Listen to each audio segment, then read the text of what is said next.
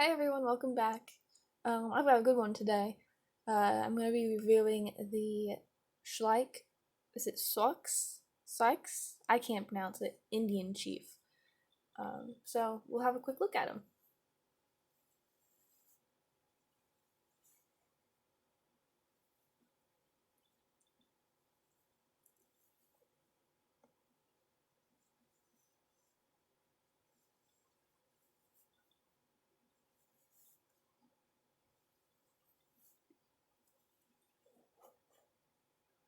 So this is the Indian Chief. They sold him starting in 2006, and I'm not completely sure when he was retired, but I would estimate about 2010 or 2011.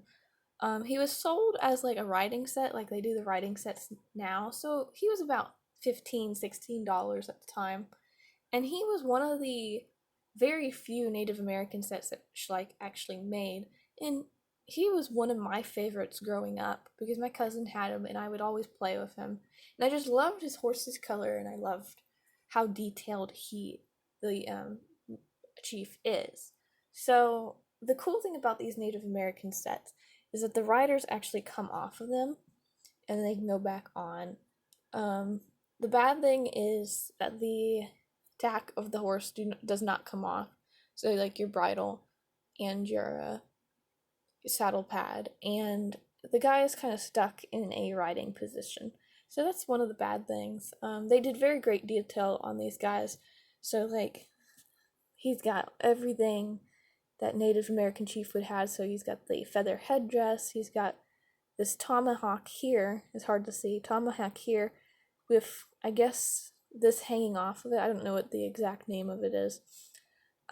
He looks like he would be like one of the Indians that was after the American settlers because he does have, and I don't think this is completely right, he does seem to have leather pants and shirt on, kind of like he bought them or traded with a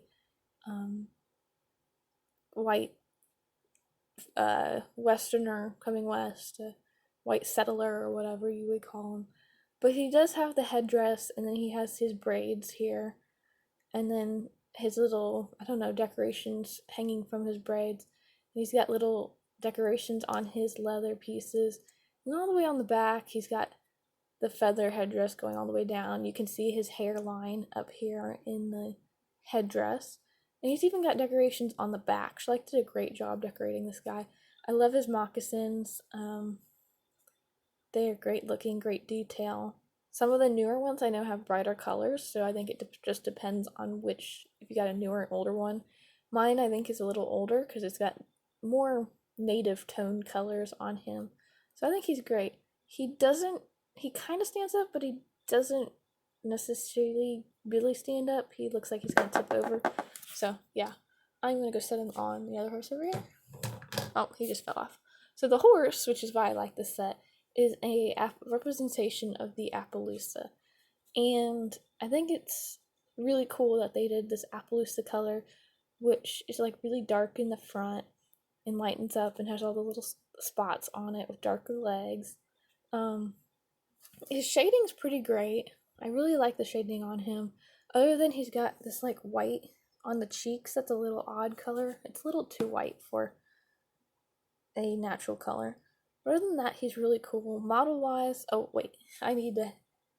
So his hooves are actually striped like an Appaloosa. I really like that. And he's got a pink nose and a good white marking on the nose. So yeah, he's really cool. Model wise, he's actually really cool. I think he's based off of, and don't get me, I don't want to be incorrect, but he looks very much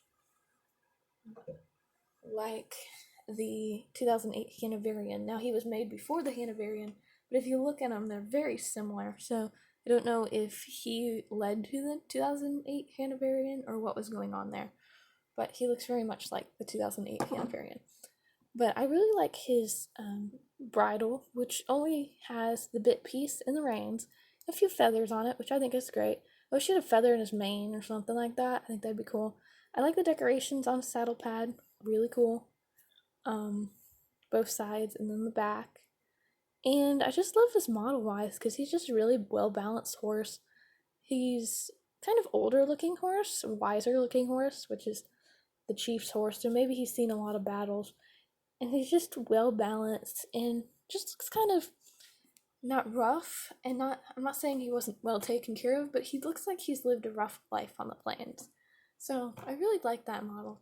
The only thing I don't like is the Indian chief kind of just sits on top of him. There's no connection piece like the Native American archer, where he connects down here with a little connection piece. This guy doesn't.